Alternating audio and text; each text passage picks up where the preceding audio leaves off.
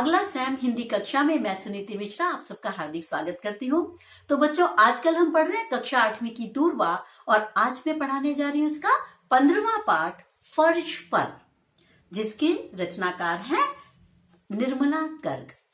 तो बच्चों, ये जो कविता है आप जानते हैं आधुनिक कविता है और आधुनिकता की एक बड़ी अच्छी विशेष बात क्या है, वो ये है कि जो हमारे घर में जिससे रोजमर्रा में जो हमारे काम में मदद करते हैं, जो काम की महरी है, जैसे उसने कहा कि महरी है जो सारा घर को समेट के रख रही है, सारा फर्श पे हर कोई गंदगी फैला रहा है, लेकिन जो महरी है वो काम को समेट कर किस प्रकार से रखती है और घर को साफ सुथरा रखती है। जो इस कविता का उद्देश्य है वो क्या है कि जो हमारे साथ काम करने वाले लोग हैं, जो हमारी विभिन्न कार्यों में हमारा सहयोग करते हैं, हमारा उनके प्रति भी कुछ दायित्व है, कर्तव्य है। हमें समझना चाहिए कि हम उनको ठीक से मान सम्मान दें। ठीक है, चाहे आपके घर के बाहर कोई कूड़ा उठाने के लिए आता है, जो डेली आपके यहाँ काम वाली आंटी आती हैं, या आपके कोई माली है बगीचा साफ करता है, आपके विद्यालय में इतने सारे लोग हैं जो इस तरीके का काम करते हैं, आपके डेस्क साफ करते हैं, आपके शौचालय की सफाई करते हैं, सफाई कर्मी है।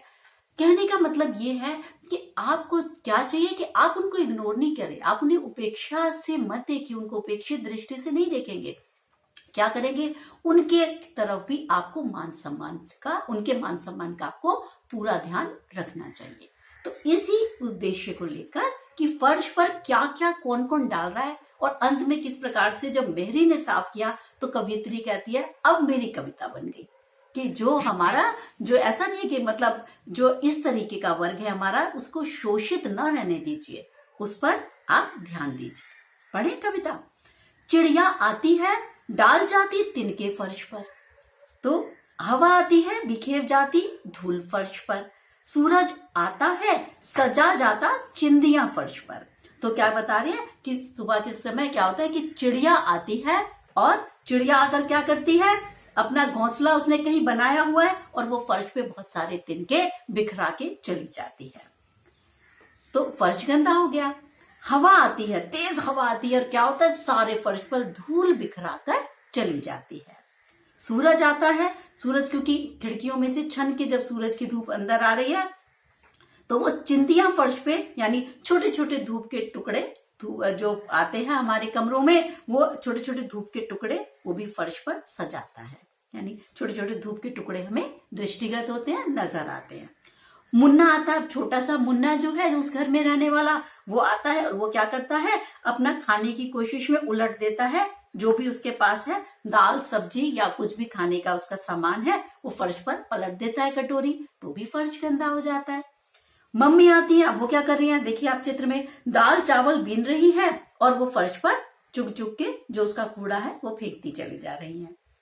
पापा आते हैं, वो उस जूते जो फर्श पर, जब ऑफिस से आपके पापा आते हैं वो क्या करते हैं, फर्श पर जूते उतार कर रख देते हैं, तो भी फर्श पे गंदगी आ जाती है।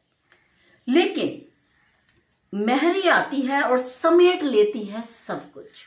तो कह रही जो मेरी सहायिका जो काम करने वाली बाई आती है, वो क्या करती है, काम करने वाली बाई वो सारी गंदगी को अपनी पोछे में, अपनी झाड़ू से, पहले झाड़ू से सफाई करती है, फिर अपने पोछे में सारी गंदगी को समेट लेती है, जो मुन्ना ने फैलाई है, जो मम्मी ने फैलाई है, जो पापा ने फैलाई है और जो चिड़िया ने फैलाई है, उस सारी गंदगी को समेट लेती है अपने बिवाई पड़े हाथों में। बिवाई क्या होती है बच्चों, जो फट जाते हैं हाथ, और उसमें क्या होता है, इस हद तक फट जाते हैं कि इसमें क्रैक्स आ जाते हैं। ठीक है, मतलब इतने फट के लाइनें पड़ जाती है, तो उसे बिवाई कहते हैं। तो वो कह रहा है कि जो उसके फटे हुए बिवाई वाले हाथ हैं, कटे फटे हाथ हैं, उन हाथों से वो सब कुछ समेट लेती है और इस तरह लिखती है हर रोज एक कविता फर्श पर। और वो क्या कह रहा है, इस प्रकार से जब घर हमारा दमक जाता है, साफ सुथरा हो जाता है, तो हमें उन महरी के प्रति, उस काम करने वाली के प्रति कृतज्ञता का भाव रखना चाहिए, क्योंकि वो ही महरी है जो तुम्हारे वो क्या कह रहा है, अब जो फर्श इतना चमक गया, अब इस महरी की वजह से ही कविता लिखी गई। जो कविता है वो इस फर्श पर कविता किसने लिख दी, महरी ने लिख दी, यानी काम करने वाली बाई ने लिख दी। क्यों, क्योंकि उसकी वजह से ही आपका घर चमकता दमकता दिखाई दे रहा है। तो कवियत्री जो निर्मला जी हैं वो क्या कहना चाहती है कि फर्श पर जितनी भी गंदगी है किसने समेट दी? हमारे साथ काम करने वाली हमारी सहायिका ने। तो हमें उनके प्रति कृतज्ञता का भाव अवश्य रखना चाहिए। तो इस वर्ग के प्रति उनका मान सम्मान दिलाना ही ऐसा प्रतीत होता है कि इस कविता का प्रमुख उद्देश्य है। अब करते हैं इसके शब्दार्थ। चिंदिया छोटे छोटे टुकड़े धूप के छोटे छोटे चकते, बीनना चुनना, मेहरी काम करने वाली घरेलू सहायिका, बिवाई हाथ पैर के चमड़े का फटना। तो ये थे हमारे शब्दार्थ। और अब हम करेंगे मतलब इसको 15वां पाठ जो फर्श पर है, ये मैं आशा करती हूं कि आपको ये पाठ अच्छे से समझ में आ गया होगा। अब हम मिलेंगे अगले पाठ के साथ। तब तक के लिए नमस्कार।